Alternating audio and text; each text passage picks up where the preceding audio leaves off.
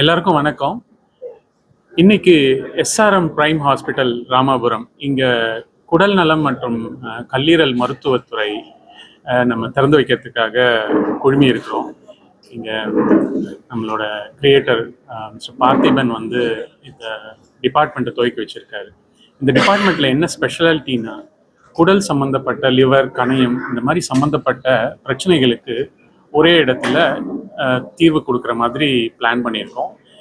எப்படி அப்படின்னா, இங்கே டெக்னாலஜி ஒன்று வேணும் இல்லையா, நமக்கு இந்த எண்டோஸ்கோப்பி அந்த மாதிரி ஒரு ப்ரொசீஜர் பண்ணுறதுக்கு ஒரு ஸ்டேட் ஆஃப் த ஆர்ட் டெக்னாலஜின்னு சொல்கிறோம் இல்லையா, சிறந்த டெக்னாலஜியை யூஸ் பண்ணி மக்களுக்கு ஒரு ரீசனபிள் காஸ்ட்டில் எப்படி பண்ணலாம் அப்படிங்கிறது தான் இந்த டிபார்ட்மெண்ட்டோட குறிக்கோளே. இன்னைக்கு அது நிறைவேறியிருக்கு. எங்களோட டிபார்ட்மெண்ட்டில் இந்த குடல், கல்லீரல், கணையம், சிறுகுடல் சம்மந்தப்பட்ட பிரச்சனையை சரி பண்ணுறதுக்காக எல்லா வசதிகளையும் ஏற்படுத்தி கொடுத்துருக்கோம். இதை வந்து உங்களுக்கு இன்னைக்கு நாங்கள் தெரிவிச்சுக்கிறோம். நன்றி. வணக்கம். இந்த எஸ்ஆர்எம் பிரைம் ஹாஸ்பிட்டல் மூலமாக உடல் நலத்தையே ரொம்ப முக்கியம் வந்து குடல் நலம் தான்.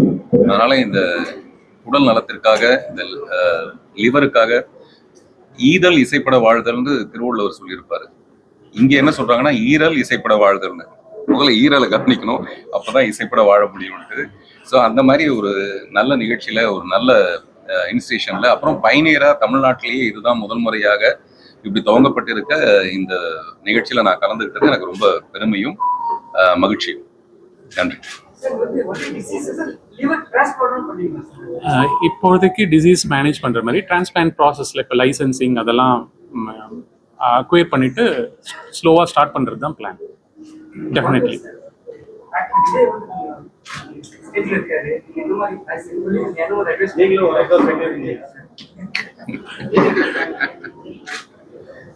நான் வந்து ஏற்கனவே இது நிறைய தடவை மிஸ்டர் விஜயோடைய வரவை பத்தி பேசியிருக்கேன். பொதுவாக யார் அரசியலுக்கு வந்தாலும் அவங்களை வந்து திறந்த மனதோடு வரவேற்கணுங்கிற ஒரு விஷயம் எல்லாருமே, அது நம்ம தமிழக முதல்வர் உட்பட. சமீபத்தில் தமிழக முதல்வர் வந்து சட்டசபையில் பேசும்போது நயினார் நாகேந்திரன் அவர்களுக்கு பிறந்த நாளுக்கு ஒரு வாழ்த்து சொல்லி அழகா, நயினார் நாகேந்திரன் வந்து என்னதான் எதிர்பக்கத்தில் இருந்தால் கூட அவர் வந்து சிரிச்ச முகத்தோடவே இருப்பார், வெளிநடப்பு புலம்போது கூட அவர் சிரிச்ச முகத்தோடவே இருப்பாருன்ட்டு கலகலப்பா ரொம்ப சந்தோஷமா, அப்படிதான் அரசியல், அப்படிதான் ஒரு மாண்பு இருக்கு. அந்த வகையில அரசியலுக்கு யார் வந்தாலும் வரவேற்கணுங்கிற ஒரு ஒரு நல்ல எண்ணத்துல விஜய் அவர்களையும் வரவேற்கிறேன்.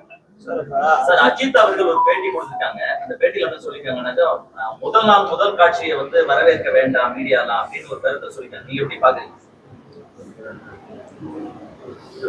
அந்த பேட்டியில வந்து நிறைய, இப்போ உதாரணத்துக்கு ஃபர்ஸ்ட் டே ஃபர்ஸ்ட் ஷோவை பேஸ் பண்ணி தான் ஒரு ஆர்டிஸ்டோட சேலரியே, அதாவது அவங்க எந்த ஸ்டார்டம்ல இருக்காங்கன்றதே வந்து ஃபர்ஸ்ட் டே ஃபர்ஸ்ட் ஷோவை வச்சுதான் நிர்ணயிக்கப்படுது. அவர் எப்பவுமே வேற ஒரு உயரத்துல இருக்காரு, வேற ஒரு பார்வையில் இருக்காரு.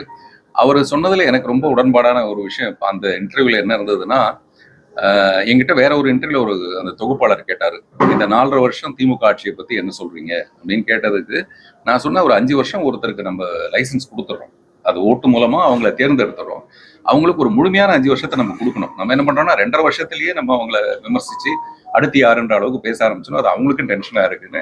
இதே மாதிரி ஒரு கருத்தை வந்து திரு அஜித் அவர்கள் சொல்லியிருக்காரு. ஒருத்தர் 5 வருஷம் நம்ம கொடுத்துட்டோம்னா 5 வருஷம் முழுமையா அவங்க வந்து அதை ஆட்சி புரிஞ்சாதான் அது சரியான ஒரு விஷயம்.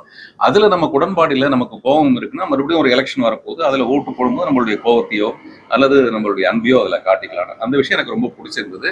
அவர் சொல்றதுக்கு ரொம்ப முக்கியமான காரணம், இந்த first day first show, theatre சீட்டை கிழிக்கிறது, அபிஷேகம்ன்ற பேர்ல, இதெல்லாம் வந்து இந்த ஸ்டாம்பீடுக்கு அப்புறமேல அந்த மாதிரியான மறுபடியும் தொடர வேணாங்கிற ஒரு நல்ல எண்ணத்துல சொல்றது. அப்புறம் எல்லா பார்வைக்கும் ஒரு மரியாதை இருக்கு. அவர் மிஸ்டர் அஜித் சொல்றதுக்கும் ஒரு மரியாதை இருக்கு, ஒவ்வொருத்தருக்கும் ஒரு மரியாதை இருக்கு. அதனால அது அவருடைய பார்வை. ஃபேட்டி லிவர் இருக்கு, அதை தவிர சுகர் கிடையாது. இப்போ நான் காஃபி சாப்பிடும்போது நிறைய சுகர் போட்டு சாப்பிட்டேன், ஏன்னா சுகர் இல்லை உடம்புல. ஒரே ஒரு நோய் இருந்ததுனாவே நம்மளுடைய அமைதியெல்லாம் வீணா போயிடும். இப்ப அந்த ஃபேட்டி லிவருங்கிறது எனக்கு வயிற்றுல இல்லை, அது மண்டைக்கு வந்துருது. ஏன்டா அது நமக்கு அப்படி இருக்கு, முதல்ல நம்ம அதுல இருந்து எப்படி வெளியில வர்றதுங்கிறது இது எல்லா மக்களுக்கும் இருக்கிற ஒரு பிரச்சனை தான். அதுக்கு சில ஒழுங்கான கட்டுப்பாடான உணவு முறையில இருந்து எல்லாமே தேவைப்படும்.